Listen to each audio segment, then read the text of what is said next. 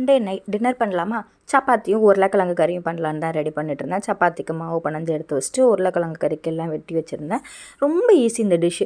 வெங்காயம், தக்காளி, இஞ்சி பூண்டு பேஸ்ட்டெல்லாம் போட்டு வதக்கிட்டு அதுக்கப்புறம் நம்மளோட மேஜர் 4 மசாலா பொடி போடணும். அதையும் போட்டு வதக்கி உப்பு போட்டு தண்ணி ஊற்றி உருளைக்கிழங்கெல்லாம் போட்டு மூடி வச்சிடணும். விசில் வந்து இறக்குனேன்னா போதும், கறி ரெடி ஆயிடுச்சு. அதெல்லாம் ரெடி பண்ணிகிட்டே இருந்தேன்.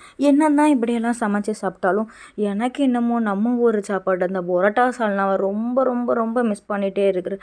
அதுவும் பரோட்டா சால்னா வரவி தருவாங்க பாருங்கள், அந்த இலையில வச்சுட்டு அது நல்லா 2-3 சால்னாலாம் ஊற்றி அப்படி கார சாரமாக சூப்பராக இருக்கும். ஆனால் இங்கே வந்ததுலேருந்து அந்த கறி நம்ம தனியாக வாங்கி சாப்பிடுவோம், அதை தொட்டு சாப்பிட்றது அது டேஸ்ட்டாகவே இல்லை. அது நமக்கு செட்டே ஆக மாட்டேங்குது. அந்த திருநெல்வேலிக்காரங்களுக்கு அந்த வரவி அந்த மிக்ஸ் பண்ணி ஃபுல்லாக சாப்பிட்றது தான் செம்ம டேஸ்ட்டாக இருக்கும். நல்லா மிஸ் பண்ணுறேன். இப்போ திருநெல்வேலியில் எந்த ஹோட்டல்லாம் நல்லா இருக்குன்னு சொல்லிட்டு எனக்கு கமெண்ட் பண்ணுங்கள். ஊர் பக்கம் வந்து அங்கெல்லாம் சாப்பிட்டு நல்லா என்ஜாய் பண்ணலாம். இந்த குக்கரில் வேற மூடியில் உள்ள ஹேண்டிலை உடச்சி வச்சுட்டேன். திரும்பி அதை இப்போ மூடுறதுக்கு எனக்கு ரொம்ப பயமாக இருக்குது. கேஸை ஆஃப் பண்ணிவிட்டு மூடிட்டு நல்லா செக் பண்ணிவிட்டு தான் இப்போ எல்லாமே ஆன் பண்ணிகிட்ருக்கேன்.